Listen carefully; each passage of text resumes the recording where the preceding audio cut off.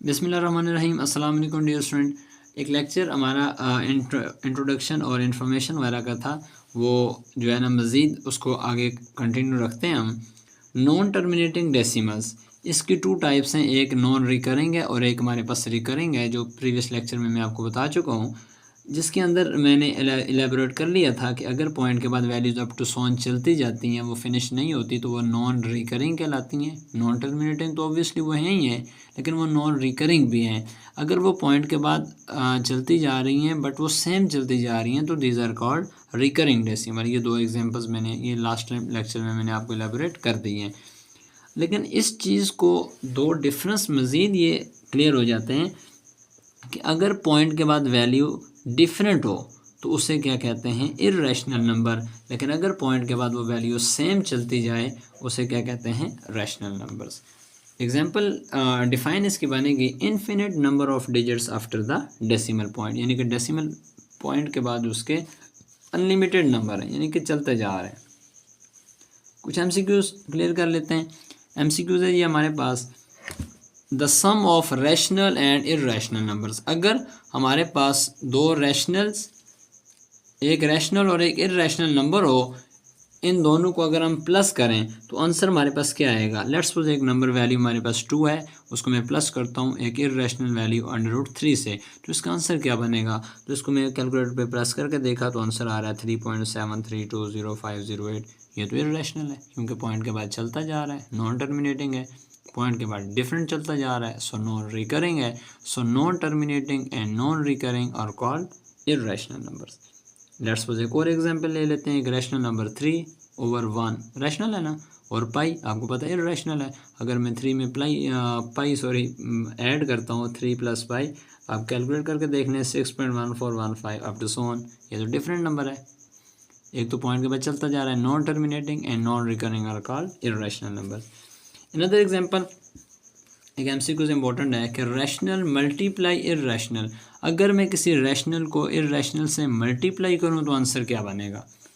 तो कर लेते हैं जी, 2 और √3 ये ये रैशनल वैल्यू है और ये इर्रेशनल वैल्यू है, दोनों को मल्टीप्लाई करते हैं तो आंसर देख लें, non terminating and non recurring and these are called irrational. 5 multiply pi करके देख लें आप, तो 5 और पाई को मल्टीप्लाई करते हैं तो आंसर आपके पास इर्रेशनल आ जाता है। लेकिन एक एग्जांपल ऐसी है जो बुक के अंदर मेंशन है कि कभी भी रैशनल के अंदर तो ज़ीरो भी आता है। आपको पता है 0/1 तो फ्रैक्शन की फॉर्म में P/Q की फॉर्म में आ गया, तो 0 इज़ अ रैशनल नंबर। ठीक है, तो ये तो रैशनल नंबर है। अगर मैं इसको किसी रैशनल से मल्टीप्लाई करता हूँ, जैसे मैंने रैशनल को रैशनल से मल्टीप्लाई किया, यहाँ भी वही किया, तो 0 भी तो रैशनल है। 0 को √3 से मल्टीप्लाई करो तो आंसर क्या आएगा, 0। तो 0 के बटे में 1 लिख दो, तो ये तो फ्रैक्शन में बन गया, तो ये तो रैशनल आ गया। इसका मतलब स्टेटमेंट रॉन्ग हो गई। लेकिन नहीं, आपने डिफाइन को ये मेंशन करना है कि एक्सेप्ट 0, ये वाहिद नंबर ऐसा है जो इस कंडीशन को फॉलो नहीं करता। बाकी तमाम वैल्यूज़ के लिए ये स्टेटमेंट करेक्ट है कि किसी भी रैशनल को इर्रेशनल से मल्टीप्लाई करते हैं तो आंसर हमेशा इर्रेशनल आएगा, सिवाय 0 के, कि 0 को आपने मल्टीप्लाई नहीं करना। ओके स्टूडेंट्स, नेक्स्ट चलते हैं। एक और वेरी इंपॉर्टेंट एमसीक्यूज़ है कि इर्रेशनल को अगर हम इर्रेशनल से मल्टीप्लाई करें तो आंसर क्या आएगा। ये आपके लिए मैंने फिनिश ब्लैंक्स छोड़ दी है, फैसला आपने खुद करना है। अगर मैं √5 जो कि इर्रेशनल है मल्टीप्लाई करता हूँ √3 से जो कि इर्रेशनल है, √5 और √3 को आप मल्टीप्लाई करते हो, 115 बन जाएगा। कैलकुलेट करके देख लो, 3.87298 and up to so on देख लें। ये नॉन टर्मिनेटिंग है, ऑफ कोर्स है। नॉन रिकरिंग है, बिल्कुल है। तो non terminating and non recurring क्या कहलाता है, इर्रेशनल। लेकिन √5 इर्रेशनल है और यही √5 ये भी तो इर्रेशनल है। दो इर्रेशनल नंबर को अगर मैं मल्टीप्लाई करता हूँ तो हम इसको √5 का स्क्वायर लिख सकते हैं। स्क्वायर √5 से कैंसिल, क्या बच गया 5, तो 5 के ऊपर में 1 लगा दो। 5 is a natural number. So natural number, her natural number क्या होता है, रैशनल नंबर। सो ये स्टेटमेंट रॉन्ग हो गई। अब इसका मतलब कि इर्रेशनल दो ऐसी वैल्यूज़ जो सेम हों, अगर हम उन्हें मल्टीप्लाई करते हैं तो ज़रूरी नहीं कि हर बार आंसर इर्रेशनल आए, आंसर रैशनल भी आ सकता है। सो इसमें कोई एक केस नहीं है। आप √2 को मल्टीप्लाई करो, आप स्क्वायर रूट 3 को मल्टीप्लाई कर दो, आप स्क्वायर रूट 7 को मल्टीप्लाई कर दो। तो अगर एक कभी कोई वैल्यू होती है ना तो उसके लिए हम रूल बना लेते हैं, लेकिन ये तो बहुत सारी डिफरेंट वैल्यूज़ के लिए, ये अनलिमिटेड वैल्यूज़ के लिए ये रूल जो है ना ब्रेक हो सकता है। सो इसके लिए आप क्या कहेंगे, so product of two irrational numbers can be either rational और इर्रेशनल, कि दो इर्रेशनल को मल्टीप्लाई करो तो आंसर रैशनल भी आ सकता है और इर्रेशनल भी आ सकता है। क्लियर हो गया। Another MCQs, zero belong to real number, of course zero real को बिलोंग करता है। पूछना क्या चाह रहा है, हैज़ नो मल्टीप्लिकेटिव इनवर्स, कह रहा है कि ज़ीरो वो वाहिद नंबर है जिसका कोई मल्टीप्लिकेटिव इनवर्स ही नहीं एग्जिस्ट करता। फॉर एग्जांपल, एक्सप्लेनेशन के लिए मैंने पहले ज़ीरो से हट के एग्जांपल दी है। अगर आपके पास वैल्यू 2 है तो उसका मल्टीप्लिकेटिव इनवर्स क्या होगा, 1/2, क्योंकि मल्टीप्लिकेटिव इनवर्स में आंसर हमें 1 लाना होता है। तो 2 को किस से मल्टीप्लाई करो तो आंसर 1 आएगा। अब आप कहेंगे 2 का मिनिमम टेबल भी 1 है, तो 2 को अगर आप 1 से मल्टीप्लाई करते हो तो 2 1 दा 2 आएगा। इससे भी छोटा अगर आप करते हो, 0 नंबर है तो 2 0 दा 0 आ जाएगा। 1 आंसर कैसे आएगा, तो 1 एक ही सूरत में आ सकता है कि आप किसी वैल्यू को उसके रेसिप्रोकल से मल्टीप्लाई करो। 2 1/2 से कैंसिल, तो क्या आंसर आ गया 1। सो क्या स्टेटमेंट होगी, मल्टीप्लिकेटिव इनवर्स ऑफ 2 इज़ 1/2। -5 है, उसका आंसर 1 कैसे आ सकता है, 1/-5, -5 से cancel, 1 answer. So multiplicative inverse of -5 क्या होगा, 1/-5। तो सेम स्टूडेंट्स मुझे बताइएगा, अगर 0 का मल्टीप्लिकेटिव इनवर्स फाइंड करना हो तो अक्ल तो यही कहती है कि 1/0 करना चाहिए, लेकिन मुझे बताएं ज़रा करके भी आप देख लें कि कभी भी डिनोमिनेटर में 0 एग्जिस्ट नहीं करता, क्योंकि 1/0 करके ज़रा आप कैलकुलेटर पे देख लें कि 0 मल्टीप्लाई 1/0, आपका कैलकुलेटर जवाब दे देगा मैथ्स एरर। ठीक है, साइंटिफिक एरर आ जाता है, ठीक है, सिंटैक्स एरर आ जाता है, आपका कैलकुलेट नहीं हो सकता, ये वैल्यू इन्फिनिटी बन जाती है, अनडिफाइंड बन जाती है कि डिनोमिनेटर में कभी भी 0 नहीं आता। देयरफॉर एक ऐसा नंबर 0 जो रियल नंबर को बिलोंग तो करता है जिसका कोई मल्टीप्लिकेटिव इनवर्स नहीं होता। ओके स्टूडेंट, स्टार्ट कर लें एक्सरसाइज। एक्सरसाइज में इंशाल्लाह शुरू करते हैं एक्सरसाइज, जिसमें एक और एमसीक्यूज टाइप का हमें ज़रूरत पड़ सकती है कि अगर दो कॉन्जुगेट वैल्यूज़ हों, एक 2 -√3 है और एक 2 +√3 है। ठीक है, ये हमारे पास जो है ना इन दोनों को अगर हम मल्टीप्लाई करते हैं तो इस सूरत में आंसर क्या आ सकता है। बेसिकली ये हमारे पास a - b and a + b एक फार्मूला बन रहा है, तो हम इसको लिख सकते हैं 2 का स्क्वायर माइनस √2 का स्क्वायर, स्क्वायर अंडर से कैंसिल, 2 बच गया, 2 का स्क्वायर 4, तो 4 - 2 के आंसर आएगा 2। 2 बिलोंग टू रैशनल नंबर, कि इस तरह का जो कोई केस होता है तो उसका आंसर क्या आ जाएगा, रैशनल। बट ये ज़रूरी नहीं है, यहाँ पर अगर आप 3 कर देते हो तो फिर इन दोनों का प्रोडक्ट कभी भी रैशनल नहीं आएगा, क्योंकि एक रैशनल और इर्रेशनल का सम और डिफरेंस और प्रोडक्ट हमेशा इर्रेशनल ही आता है। लेकिन अगर ये सेम ये वाला फार्मूला जिसमें a - b और a + b किसके इक्वल होता है, a² - b², अगर ये फार्मूला एग्जिस्ट अप्लाई होगा तो आंसर रैशनल आएगा। अगर ये फार्मूला अप्लाई नहीं होगा तो फिर ये मल्टीप्लाई करके आंसर इर्रेशनल आएगा। देन स्टूडेंट, क्वेश्चन नंबर 1 वो मैं बुक से ही आपको समझाता हूँ बड़ी डिटेल से, जो है ना अब आपको सारी चीज़ें समझा दी हैं, तो अब मैं बुक से आपको डायरेक्ट जो है ना उसकी मार्किंग करवा देता हूँ। ये वैल्यू है आपके पास। Question number exercise 1.1, question number 1, identify each of the rational और इर्रेशनल। तो मुझे बताएं 2.353535। पहली बात है ये पॉइंट के बाद चलती नहीं जा रही, ठीक है, तो इसका मतलब ये टर्मिनेट हो गई है। जो भी वैल्यू टर्मिनेट हो जाए तो वो क्या कहलाती है, रैशनल। ये क्यूब रिप्रेजेंट करेगा रैशनल को। 0.6 बार का मतलब ये वैल्यू टर्मिनेट नहीं है, ये नॉन टर्मिनेट है, ये चलती जा रही है। बट नॉन टर्मिनेट में 2 टाइप्स थी, अगर वो सेम चल रही है तो वो रिकरिंग है, और रिकरिंग को आप एक बार लिख के ऊपर बार लगा दो, और ये किसको रिप्रेजेंट करेगी, क्यू को, रैशनल को। 2.23606 up to so on non terminating है, सेम तो नहीं चल रही, नॉन रिकरिंग है, सो किसको रिप्रेजेंट करेगी, इर्रेशनल को। √7 आपको पता है स्क्वायर रूट के अंदर प्राइम नंबर आ जाए तो वो इर्रेशनल होता है। ई इर्रेशनल होता है, पाई इर्रेशनल होता है। 5 + √11, 5 is rational, √11 is irrational. So rational plus irrational, दो वैल्यूज़ को प्लस करते हो तो क्या आंसर आएगा, irrational. √3 plus √13, √3 is a irrational, sorry is an irrational, under 13 is an irrational. So दो इरेशनल को आप प्लस करते हो तो आंसर क्या आता है? इरेशनल। 15/4 पी ओवर क्यू के फॉर्म में लिखा हुआ है, rational. 2 minus under root 2 and 2 plus under root 2। Student ये भी मैंने आपके सामने ये एग्जांपल की है, ये देख लें। 2 minus under root 2 and 2 plus under 2, answer क्या आ गया? 2। सो 2 किसको बिलोंग करेगा? रैशनल को। सो ये आपका क्वेश्चन नंबर 1 कंप्लीट हो गया। क्वेश्चन नंबर 2 जो है ना स्टार्ट करते हैं, represent the following on the number line. Question number 2 number line का क्वेश्चन ये मैंने किया हुआ है। इसमें 102 वैल्यूज़ जो है ना वो थोड़ी सी डिफ़िकल्ट हैं, बाकी इंशाल्लाह बड़े आसान क्वेश्चंस हैं आगे, वो सॉल्व करवा देता हूँ आपको। Represent on number line, for example आपके पास एक वैल्यू है स्क्वायर रूट 2, इसको आपने नंबर लाइन पे कैसे ड्रॉ करना है स्टूडेंट? ये इंतहाई ज़रा इंपॉर्टेंट क्वेश्चन है, FSC बेस का क्वेश्चन था लेकिन आप लोगों को अब आ चुका है। तो पहले तो आप स्क्वायर रूट 2 को ज़रा कैलकुलेट करें, आंसर आएगा 1.414213 up to so on. Non terminating है, नॉन रिकरिंग है, ऑब्वियसली है, इसलिए तो इरेशनल नंबर है ये। इनका जो डेसिमल के बाद अप टू सो ऑन चल रही है, तो ये 5 से छोटी वैल्यू है, तो उसको हम नियर अबाउट किसके को ले लेते हैं? 1 के। अब ज़रा इसकी फिगर कैसे बनती है ज़रा गौर से देखें। आपने नंबर लाइन ड्रा कर दी, 0 राइट साइड पे पॉजिटिव, लेफ्ट साइड पे नेगेटिव।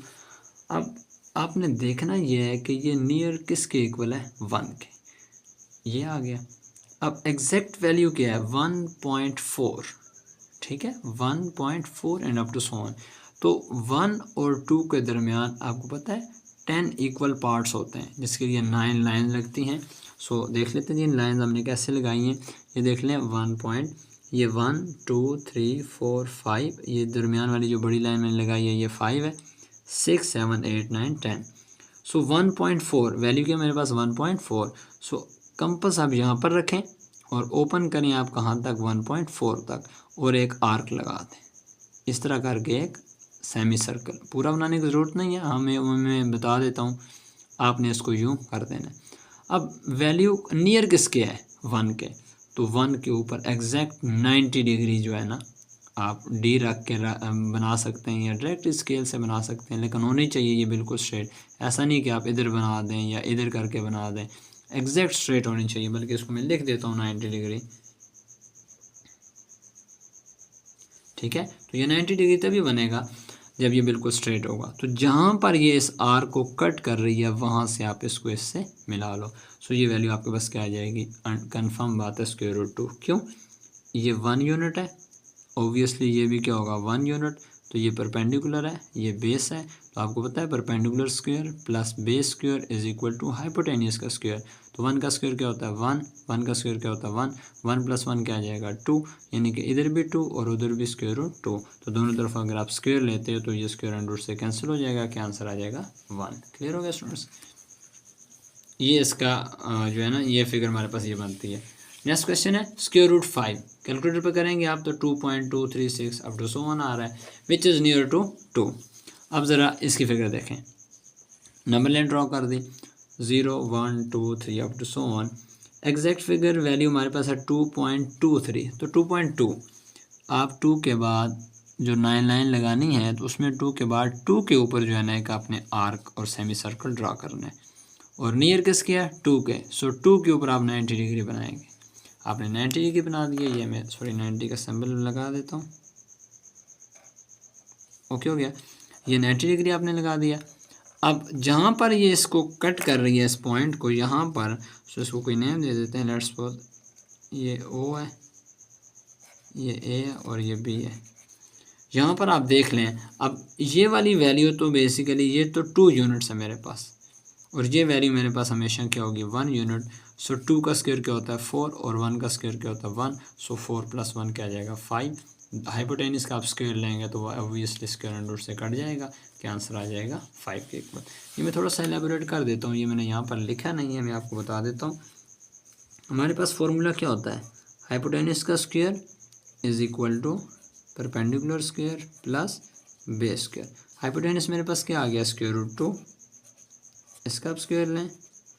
परपेंडिकुलर मेरे पास 1 यूनिट है, सो 1 का स्क्वायर लें, और बेस मेरे पास क्या है? 1 यूनिट, 1 का स्क्वायर लें।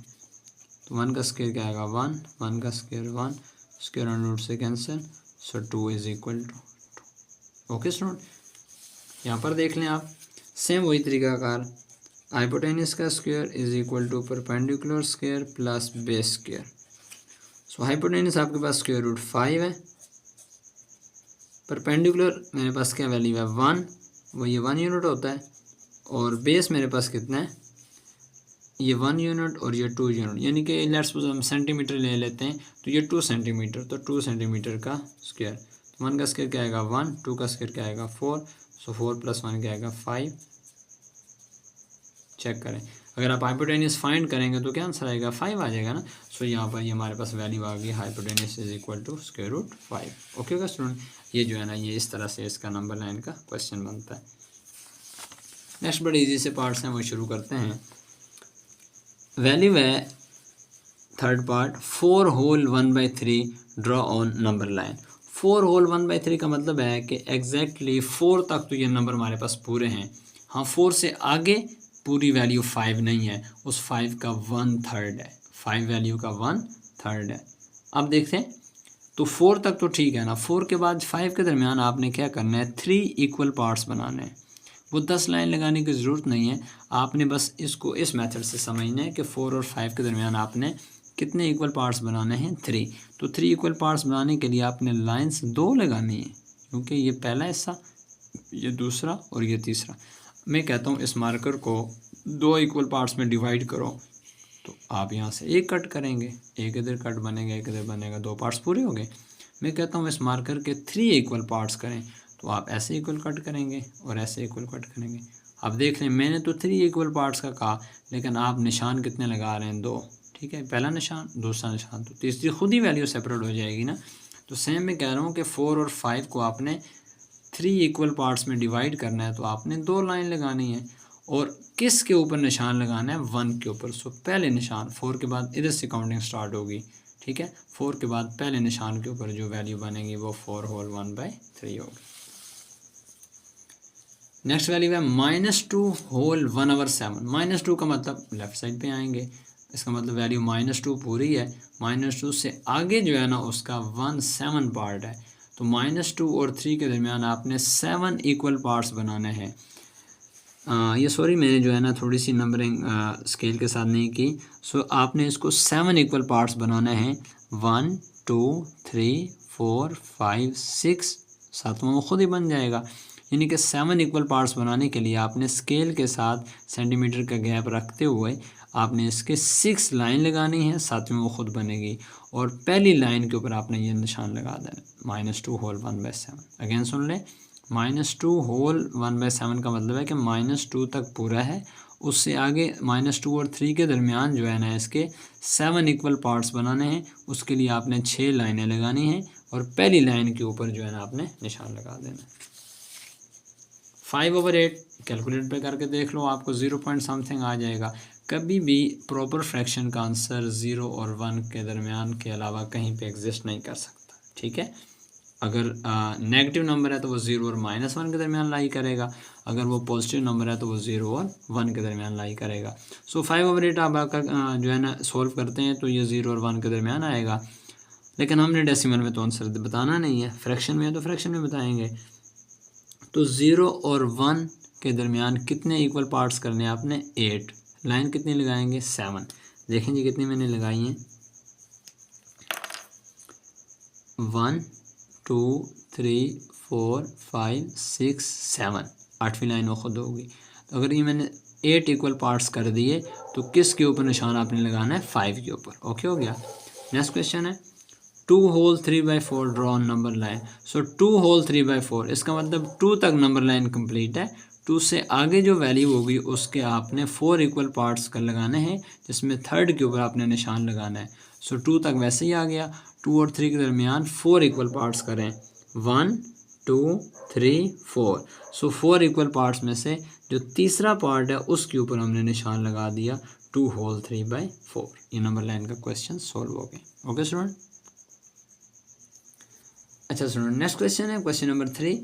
बेसिकली हमारे पास नेक्स्ट जो वैल्यूज़ हैं वो प्रॉपर्टीज़ के कुछ क्वेश्चंस हैं, वो बुक से भी आप इजीली सॉल्व कर सकते हैं। मैं उसमें इंशाल्लाह मज़ीद कोशिश करता हूँ, एक लेक्चर बना लूँगा। Express the following as a rational number where P and Q are integers. Sorry ये क्वेश्चन नंबर 3 मेरे पास नहीं है, ये क्वेश्चन नंबर 5 है आई थिंक। जी क्वेश्चन नंबर 3 है। सो इसको हमने रैशनल नंबर्स के फॉर्म में लिखना है। सो वैल्यू आपके पास 0.4, अगर आपको याद हो तो मैंने प्रीवियस लेक्चर में कहा था कि इस क्वेश्चन को हम, ये नॉन टर्मिनेटिंग है, पॉइंट के बाद चलता जा रहा है, बट इट्स अ रिकरिंग। 0.4 बार का मतलब है, ये आप इसको लिखने का तरीक़ाकार क्या होगा, ये शॉर्ट क्वेश्चन में अक्सर पूछा जाता है जब भी टेस्ट पर हो, तो अक्सर मैं जो है ना, मेरा फेवरेट क्वेश्चन है, मैं ये अक्सर पेपर्स में पूछता हूँ। Let X is equal to 0.4 के ऊपर बार लगी हुई है, तो बार का मतलब इस वैल्यू को आप रिपीट करेंगे, कर दिया रिपीट, इक्वेशन 1 का name they they, multiplying both sides by 10, point के बाद 1 डिजिट है, ठीक है। यहाँ पर तो बहुत ज़्यादा डिजिट्स है, लेकिन जब हमने बार लगा दी तो इसका मतलब ये 1 डिजिट को रिप्रेजेंट कर रहा है। सो पॉइंट के नीचे 1, पॉइंट के बाद एक डिजिट है तो एक 0, यानी कि 10। आप किससे मल्टीप्लाई करोगे, 10 से, बोथ साइड। एक्स को 10 से मल्टीप्लाई किया, इस पूरी इक्वेशन को 10 से मल्टीप्लाई किया, क्या आंसर आ गया 10x, और इसको 10 से मल्टीप्लाई करोगे तो आंसर आएगा 4.444 अप टू सो ऑन। अच्छा, ये आप तक है, आप कम से कम 3 डिजिट्स लाजमी लिखें, 4 भी 5 भी जितने मर्जी लिख सकते हैं, लेकिन कम से कम 3 आप लाजमी लिखने। 10 से मल्टीप्लाई करोगे ये आ जाएगा। ये आपके पास 2 इक्वेशंस हैं, ऑब्वियसली ये स्मॉल इक्वेशन है, ये ग्रेटर है, तो जब हम इनको माइनस करेंगे तो इक्वेशन 2 को इक्वेशन 1 से, बल्कि इक्वेशन 1 को 2 से माइनस करना है, bye subtracting equation 1 from equation 2, यानी कि 1 इक्वेशन को 2 से माइनस करना है, तो लेफ्ट साइड लेफ्ट से माइनस हो गई, जबकि राइट साइड राइट से। सो 10x और 1x इन दोनों को माइनस करेंगे, 4.44 और 0.44 इसको माइनस करेंगे। ये पैटर्न बिल्कुल इसी तरह आपने रखना है, ठीक है। ब्रैकेट्स जो है ना आपने लाजमी लगानी है, उसकी रीज़न ये है कि ये जो डॉट डॉट हैं ये आपने लगाने ज़रूरी हैं, और डॉट और ये माइनस जो है ना आपस में मिक्स ना हो जाए।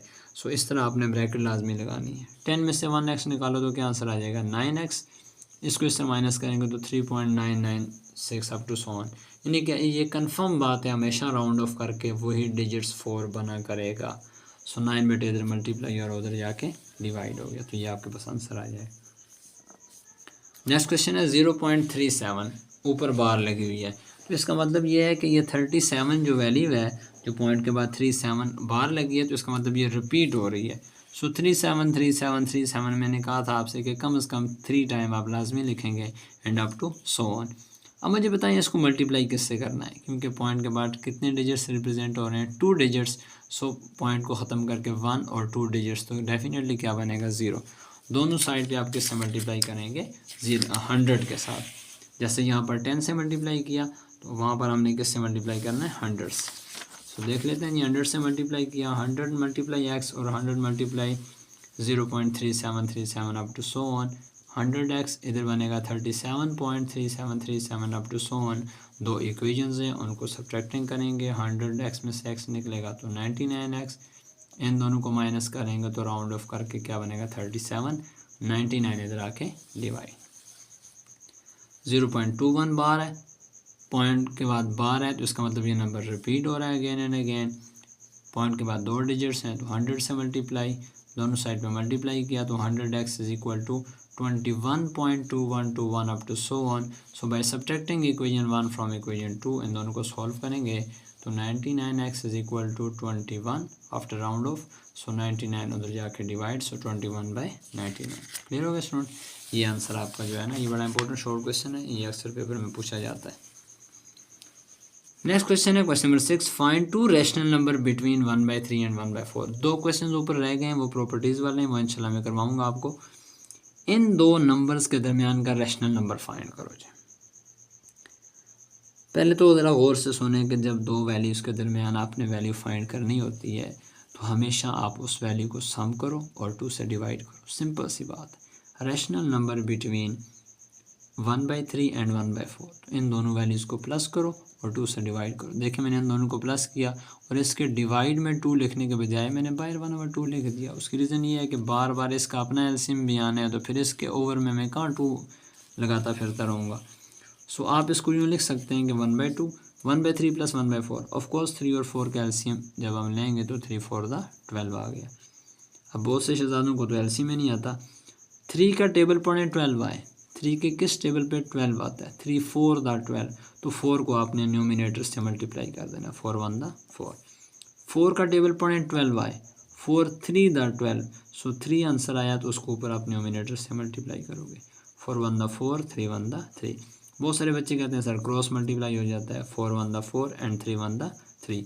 बहुत अच्छे, ऐसे ही होता है, लेकिन ये ज़रूरी नहीं कि हर दफ़ा ये क्रॉस मल्टीप्लाई हो। सम टाइम अगर ये कॉमन फैक्टर बनते हों, यहाँ पर 3 है, यहाँ पर 6 है, तो फिर आप क्रॉस मल्टीप्लाई नहीं कर सकते। यहाँ पर 4 है, यहाँ पर 8 है, तो आप फिर आप क्रॉस मल्टीप्लाई नहीं कर सकते जब तक अगर उनके दरमियान कुछ कॉमन फैक्टर ना बनता हो, तो आप उसको यूँ कंसीडर कर सकते हैं, अगरचे रूल फिर भी वही होता है। खैर 4 + 3 7, 7/12, 7 1 दा 7, 12 2 दा 24। सो ये वो वैल्यू है 7/24 जो इन दो रैशनल नंबर्स के दरमियान लाई करती है। लेकिन अनफॉर्चुनेटली उसने 2 रैशनल नंबर पूछा है कि इनके दरमियान 2 नंबर फाइंड करो, तो एक तो फाइंड हो गया। इसका मतलब 1/3 और 1/4 के दरमियान जो वैल्यू लाई करती है वो क्या है, 7/24। कह रहा है एक और फाइंड करो, तो डेफिनेटली वो यहाँ कहीं लाई करेगा या यहाँ लाई करेगा। तो आप इन दोनों के दरमियान फाइंड कर लें या इन दोनों के दरमियान, चॉइस इज़ योर, ठीक है। उसने कोई हमें तरतीब का नहीं कहा। सो आप पहले दो नंबर लेट्स सपोज अगर हम ले लेते हैं, तो रैशनल नंबर बिटवीन, सॉरी मैंने ये वाले दो सॉल्व कर दिए, 7/24 एंड 1/4। तो 7/24 और 1/4 अगर इन दोनों नंबर्स के दरमियान रैशनल नंबर फाइंड करना हो तो क्या करेंगे, इन दोनों को प्लस करेंगे, 2 से डिवाइड करेंगे। सो 24 और 4 का एलसीएम ऑब्वियसली क्या आ जाएगा, 24। ये देखिए मैंने एलसीएम लिया है, 2 12 दा, 2 2 दा, 2 6 दा 12, 2 1 दा 2, 2 3 दा 6, 3 1 दा 3। 2 को 2 से मल्टीप्लाई करें 4, 4 को 2 से 8, 8 को 3 से 24। 24 का टेबल पढ़ें, 24 आए, 24 1 दा 24, तो 1 को मल्टीप्लाई करेंगे न्यूमिनेटर से 7। 4 का टेबल पढ़ें, 24 आए, 4 6 दा 24, सो 6 को मल्टीप्लाई करेंगे ऊपर न्यूमिनेटर से, 6 1 दा 6। अब देखें जी 24 और 4 वैल्यूज़ हैं, तो एलसीएम तो 24 आ गया, तो अब यहाँ पर आप क्रॉस मल्टीप्लाई कहाँ कर रहे हैं, देखें हो गया ना काम ख़राब। अगर आप यहाँ पे इसको 4 से मल्टीप्लाई करते हो तब भी गलत, यहाँ पर आप इसको 24 से मल्टीप्लाई करते हो तो तब भी गलत। सो ये गलत कॉन्सेप्ट अगर किसी ने जहन में रखा हुआ है कि क्रॉस मल्टीप्लाई होता है, ये हमेशा नहीं ऐसा नहीं होता। हालांकि यहाँ पर अप्लाई हो रहा है 4 1 दा 4 और 3 1 दा 3। क्यों, क्योंकि 3 और 4 में कुछ भी कॉमन फैक्टर नहीं बनता, ठीक है, सिवाय 1 के। कोई ऐसा टेबल नहीं है जो इन दोनों के एक ही नंबर पर डिडक्ट करता हो। सो गलत कॉन्सेप्ट ना सीखा करें। 7 + 6 आंसर आ गया 13/24। तो 13 1 दा 13, 24 2 दा 48। लें जी एक और रैशनल नंबर भी फाइंड कर दिया, लिहाजा 1/3 और 1/4 इन दोनों नंबर्स के दरमियान जो दो रैशनल नंबर हमने फाइंड करने थे वो आपके पास क्या आ गया, 1/3, 13/48। सॉरी इट्स रॉन्ग, चूँकि मैंने 1/3 और 7/24 के दरमियान वैल्यू फाइंड नहीं की, मैंने 7/24 और 1/4 के दरमियान फाइंड की थी, तो इस वैल्यू को यहाँ आना चाहिए, ऐसे ही है ना। अगर मैं 1/3, ये देखें 1/3 और 7/24 जो कि इन दोनों के दरमियान एग्जिस्ट किया था, अगर मैं इन दोनों के दरमियान फाइंड करता तो मैं उस नई आने वाली वैल्यू को यहाँ पे पुट करता। लेकिन मैंने चूँकि ये वाली दो वैल्यू सॉल्व की हैं 7/24 और 1/4, तो इसके दरमियान जो आंसर आएगा तो वो यहाँ पर लाई करेगा आफ्टर 7/24। सो ये आंसर यहाँ पर आएगा स्टूडेंट, ओके हो गया। आप लिखेंगे तरतीब 1/3, 7/24, then 13/48 and 1/4. So these are the two rational numbers between 1/3 and 1/4. Next question है, find to rational number between 3 and 4। बड़ा ही आसान सा सवाल है, 3/4। मैंने क्वेश्चन लिखा नहीं है, डायरेक्ट सॉल्व कर रहा हूँ। 3 और 4 ये बड़ी दो सिंपल सी वैल्यूज़ हैं, इनके दरमियान रैशनल नंबर फाइंड करो, तो दोनों को प्लस करो, 2 से डिवाइड करो, 3 + 4 क्या आ गया, 7/2। सो ये 7/2 इन दोनों नंबर्स के दरमियान आ गया। अगर तो वह शॉर्ट में देगा ना तो इंशाल्लाह वो आपसे एक रैशनल नंबर ही फाइंड करने का पूछेगा बिटवीन 2 रैशनल नंबर्स, तो परेशान होने की ज़रूरत नहीं है। अगर दो भी पूछ लेता है तो कोई ऐसी बात नहीं है। अब लेट्स सपोज देख लें, इन दोनों के दरमियान मैं फाइंड करता हूँ रैशनल नंबर्स। अब मैंने जी बिल्कुल यही दो वैल्यूज़ ली हैं, तो 3 और 7/2 को मैं प्लस करूँगा और 2 से डिवाइड करूँगा। जो आंसर आएगा तो वो मैं यहाँ पर पुट करूँगा आफ्टर 3। सो 3 और 7/2 को प्लस करते हैं, 1/2 से मल्टीप्लाई कर देते हैं, यानी कि 2 से डिवाइड ही है, ठीक है। 2 एलसीएम आ गया, इसके डिनोमिनेटर में 1 है, तो 1 का टेबल पढ़ें, 2 आए, 1 2 दा 2, सो 2 को 3 से मल्टीप्लाई करें 6। लें जी यहाँ पे आपका जुगाड़ लग सकता है कि 2 3 दा 6, और इसके बटे में 1 है, तो 1 को 7 से मल्टीप्लाई करें तो क्या आएगा 7। क्यों? क्योंकि इसके बटे में अगर मैं 1 लगा भी देता हूँ तो देख लें, ठीक है, तो 1 और 2 तो आपस में नॉन कॉमन फैक्टर्स हैं, इनमें कोई चीज़ मैच नहीं कर रही। सो ये यहाँ पर आप वो तो कल चल सकता है। सो 6 + 7 13/2 2 × 4, सो 13/4 क्या आंसर आ जाएगा 3, 13/4 7/2 and 4। So here 13/4 and 7/2 are the two rational numbers between 3 and 4। Okay student, last question है जी अल्हम्दुलिल्लाह। Rational number between 3/5 and 4/5। Question मैंने नहीं लिखा, सोल्यूशन से स्टार्ट कर रहा हूँ। ये क्वेश्चन है 3/5 और 4/5 के दरमियान दो रैशनल नंबर फाइंड करो। तो लें जी, दोनों को प्लस करो और 2 से डिवाइड करो, यानी कि 1/2 से मल्टीप्लाई। 5 चूँकि लाइक फ्रैक्शन है, जब एलसीएम सेम है तो फिर तो क्रॉस मल्टीप्लाई भी नहीं करना पड़ता। हाँ जी, आप क्रॉस मल्टीप्लाई करोगे फिर इशू बना दोगे। सो 5 और 5 का एलसीएम क्या बनेगा, मैंने यहाँ पे लिया नहीं है, ऑब्वियसली 5 ही आएगा। 5 का टेबल पढ़ें 5 आए, 5 1 दा 5, सो 1 को 3 से मल्टीप्लाई करो, ऑब्वियसली 3 आना है। 5 का टेबल पढ़ें 5 आए, 5 1 दा 5, 1 को 4 से मल्टीप्लाई करो, क्या आएगा 4। सो 4 + 3 का आंसर आ जाएगा 7। 1/2 और 7/5, 1/2 और 7/5। ये वैल्यू आ गई 1/2 और 7/5, 7 1 दा 7, 2 5 दा 10। ये वैल्यू है 7/10, जो कि इन दोनों के दरमियान लाई करेगी। अगर तो वो एक फाइंड करने का कहता है तो यहीं पर आंसर, लेकिन अगर वो 2 कहता है तो फिर आपको करना पड़ेगा। So here 7/10 is a rational number between 3/5 and 4/5। मज़ीद फाइंड करते हैं जी रैशनल नंबर बिटवीन, किन दोनों के मैंने दरमियान फाइंड किया 3/5 और 7/10 के दरमियान। ठीक है जी, जो आंसर आएगा वो यहाँ पर हम पुट करेंगे। चले जी, 3/5 और 7/10, 5 और 10 का एलसीएम लेंगे, ऑब्वियसली 10 आएगा। 5 का टेबल पढ़ें 10 आए, 5 2 दा 10, तो 2 को आप ऊपर न्यूमिनेटर 3 से मल्टीप्लाई करें, 2 3 दा 6। 10 का टेबल पढ़ें 10 आए, 10 1 दा 10, सो 1 को आप 7 से मल्टीप्लाई करो, 7 1 दा 7, 6 + 10 13, 6 + 7 13, 13 1 दा 13 and 10 2 दा 20। So these are the two rational number between 3/5 and 4/5। ठीक हो गया student, 13/20 and 7/10 are the two rational numbers between 3/5 and 4/5। Okay students, best of luck जी, मिलते हैं इंशाल्लाह नेक्स्ट वीडियो में एक नेक्स्ट नए लेक्चर के साथ।